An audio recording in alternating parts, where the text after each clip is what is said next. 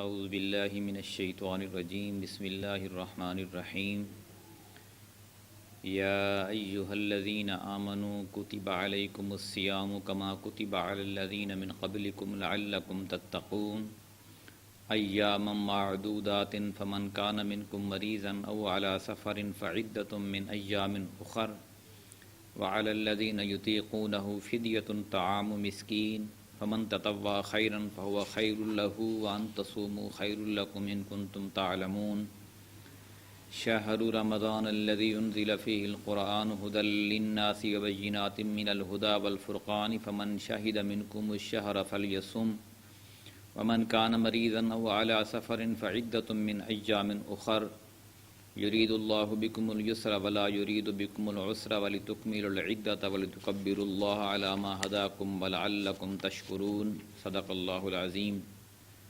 سامعین کرام، سورہ البقرہ کی آیت نمبر 183 سے لے کر 185 تک آپ کے سامنے تلاوت کی ہے۔ ان آیات میں روزے کی فرضیت کے بارے میں حکم صادر کیا گیا ہے۔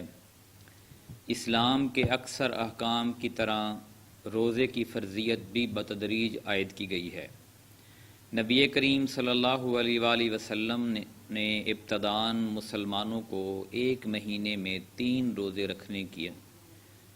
اجازت دی تھی یا حکم دیا تھا، اور وہ فرض نہیں تھے۔ ہدایت فرما دی تھی لیکن فرض نہیں کیا تھا۔ پھر 2 ہجری میں رمضان کے روزوں کا یہ حکم قرآن میں نازل ہوا، مگر اس میں اتنی رعایت رکھی گئی کہ جو لوگ روزے کو برداشت کرنے کی طاقت رکھتے ہوں اور پھر بھی روزہ نہ رکھیں اور تو وہ ہر روزے کے بدلے ایک مسکین کو کھانا کھلا دیا کریں۔ بعد میں دوسرا حکم نازل ہوا تو یہ عام رعایت جو تھی کہ جو شخص طاقت رکھتا ہو اور پھر بھی روزے نہ رکھے، یہ جو پہلے شروع میں عام رعایت تھی، بعد میں اس کو منسوخ کر دیا گیا۔ لیکن مریض، مسافر، حاملہ یا دودھ پلانے والی عورت اور ایسے ضعیف لوگ جن کے اندر روزے کی طاقت نہیں، وہ اس رعایت کو بدستور باقی رہنے کے حقدار تھے، اور انہیں حکم دیا گیا کہ بعد میں جب عذر باقی نہ رہے تو قضا کے اتنے روزے رکھ لیں جتنے رمضان میں ان سے چھوٹ گئے ہیں، اگر نہیں رکھ سکتے تو وہ فدیہ دے دیا کریں۔ اس درس میں پہلی جو 2 آیات ہیں وہ 2 ہجری میں نازل ہوئیں، غزوہ بدر سے پہلے، اور تیسری جو آیت ہے جو آخری ہم نے پڑھی ہے وہ ان 2 آیات کے 1 سال بعد نازل ہوئی، لیکن مضمون چونکہ دونوں کا ایک ہی ہے تو اس لیے نبی کریم صلی اللہ علیہ وآلہ وسلم نے ان کو اکٹھا جمع کروا دیا۔ ترجمہ اس طرح ہے: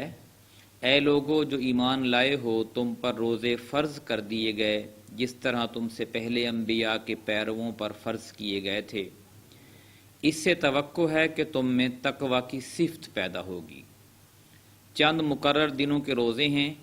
اگر تم میں سے کوئی بیمار ہو یا سفر پر ہو تو دوسرے دنوں میں اتنی ہی تعداد پوری کر لے، اور جو لوگ روزہ رکھنے کی قدرت رکھتے ہوں پھر بھی نہ رکھیں تو وہ فدیہ دیں۔ ایک روزے کا فدیہ ایک مسکین کو کھانا کھلانا ہے، اور جو اپنی خوشی سے کچھ زیادہ بھلائی کرے تو یہ اس کے لیے بہتر ہے، لیکن اگر تم سمجھو تو تمہارے حق میں اچھا یہی ہے کہ روزہ رکھو۔ یعنی یہ وہ 2 آیات ہیں جو کہ غزوہ بدر سے پہلے نازل ہوئیں، اور ان میں مسلمانوں کو شوق دلایا گیا ہے، ہدایت فرمائی گئی ہے کہ وہ روزے رکھیں، لیکن چھوٹ بھی ساتھ ساتھ دی گئی ہے۔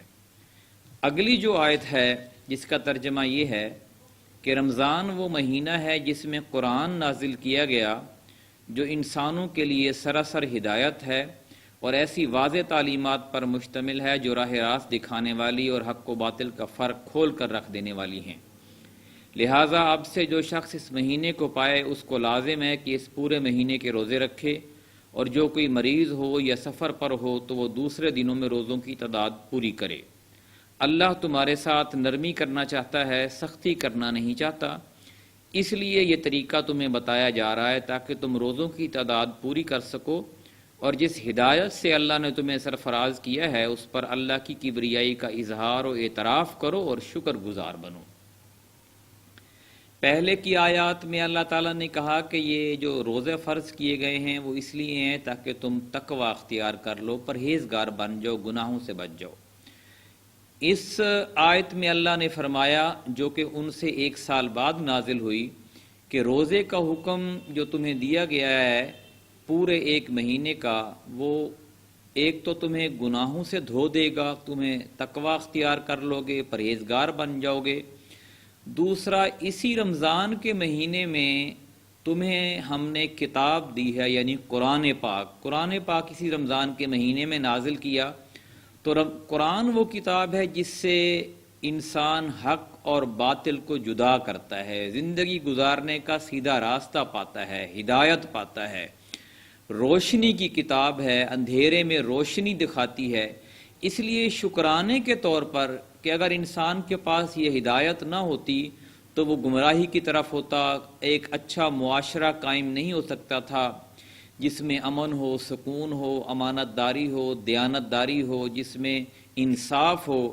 تو ہر طرف لڑائی جھگڑے اور فساد ہونے تھے، قتل اور خون ریزیاں ہونی تھیں۔ تو یہ احکام جو اب نازل ہو گئے ہیں تو اب تمہارے معاشرے میں سکون ان احکامات پر عمل پیرا ہو کر ہونے جا رہا ہے۔ تو اس کے شکر کے طور پر تمہیں رمضان کے پورے مہینے کے روزے رکھنے چاہیے، اور یہ ہر ایک کے اوپر فرض ہے۔ صرف وہ لوگ جو بیمار ہیں، مسافر ہیں، یا ان کے اندر استطاعت نہیں جسمانی طور پر، تو وہ ان کے رعایت اللہ تعالیٰ نے اس میں بھی برقرار رکھی ہے، لیکن جس کے اندر طاقت ہو، استطاعت ہو، وہ رمضان کے پورے روزے رکھے۔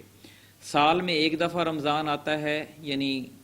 1 مہینے کے طور پر آتا ہے، تو اس کے جو روزے ہیں وہ ہم سب کے اوپر فرض ہیں، اور ہمیں سب کوشش کرنی چاہیے کہ ہم اس کے پورے روزے رکھیں۔ اللہ تعالیٰ سے دعا ہے کہ ہمیں ان آیات کو سمجھنے اور ان پر عمل کرنے کی توفیق عطا فرمائے۔ جزاک اللہ۔